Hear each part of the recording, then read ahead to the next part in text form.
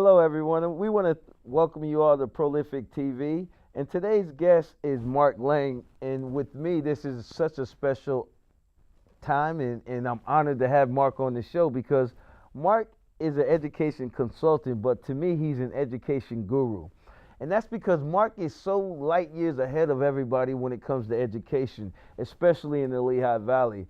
And Mark has been trying to transition the Allentown School District into a better system, let's say it that way. Mark, how are you doing? Very good, Maurice. It is such an honor to have you here on the TV program. Let's start out by saying this. Let's educate the listeners and our viewers on exactly what the education system was and how it got started, and why do you believe it needs to make a transition into the 21st century? Okay. Most people probably don't really know this, but the system we have today was started basically in 1890 or around thereabouts.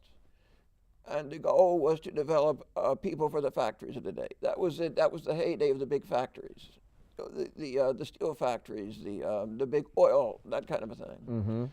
And of course, the goal then was to create a typical average worker who could then be trained to do jobs in those different factories. Right. And that was basically a rather low level of skill who would be trained a repetitive job. So it didn't take any thinking, in other words.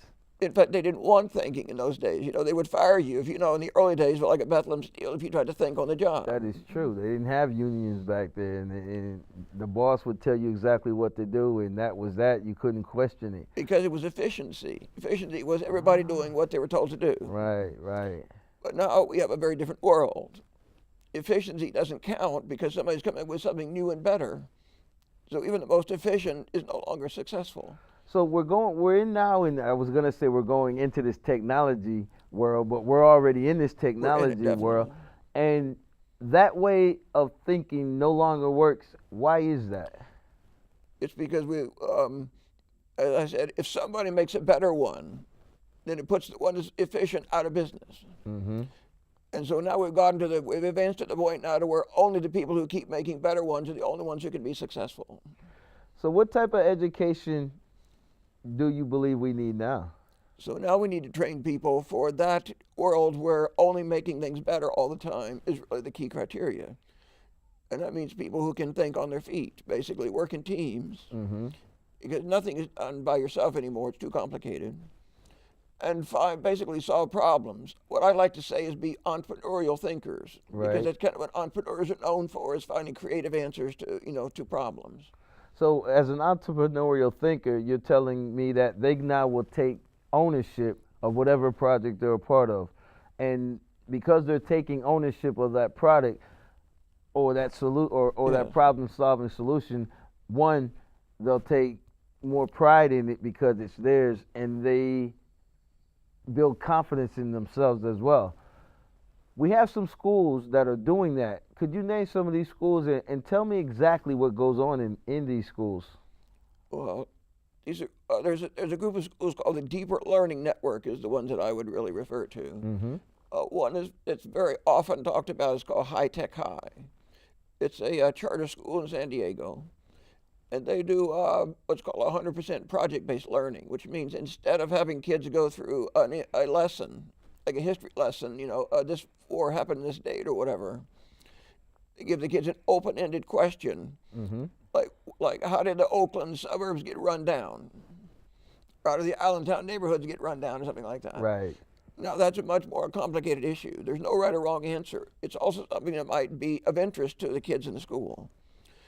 And then you let the kids figure it out, basically. So the teachers are not feeding them material. The teachers are setting up an environment where the kids are learning on their own.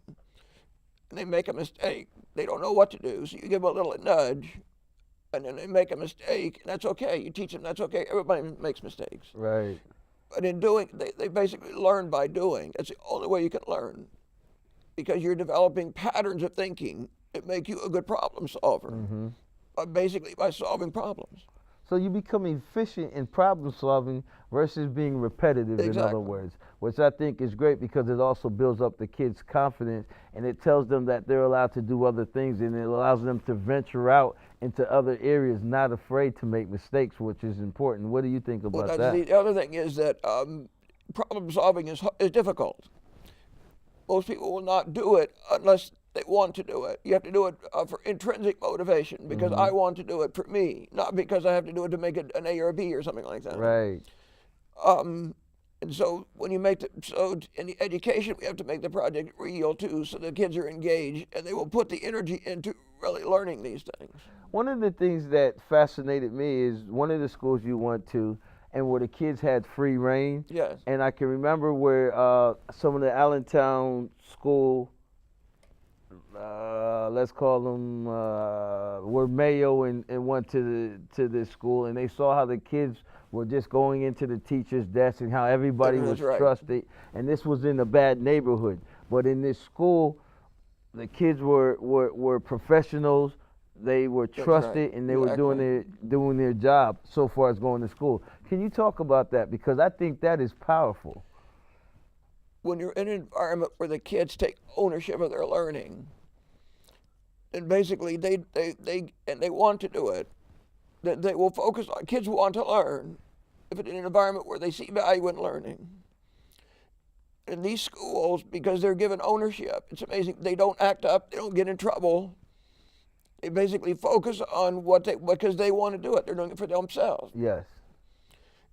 And so it feels amazingly different. As soon as you go there, you can tell it right away, because you're right, it's like a professional environment.